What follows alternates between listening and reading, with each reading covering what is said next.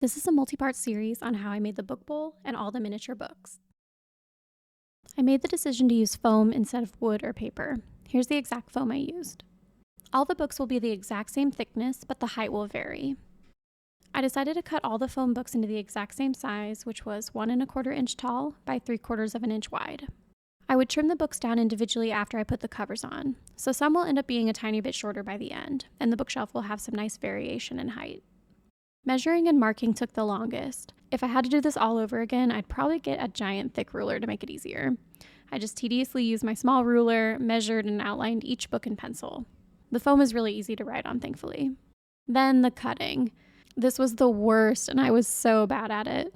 I'm being a little harsh on myself because the cuts didn't need to be perfect since they'd be trimmed down later anyway. But I still got so frustrated. And guys, this video is sped up. I was going really slow and taking my time. For some reason, no matter what I used, my cuts would come out just a little bit wonky. And I think it's because the foam was so thick that I had to use a ton of pressure to get through it, and that made my hand a little shaky and tired. Oh well, no DIY is ever perfect. I ended up using the X-Acto knife for the long cuts and then some large scissors for the final short snips. If anyone knows of a better way to cut this stuff nicely, please put it in the comments. It's too late for my project, but it can definitely help out others who decide to make these. Once I had all the little book blanks made, next up was making the covers.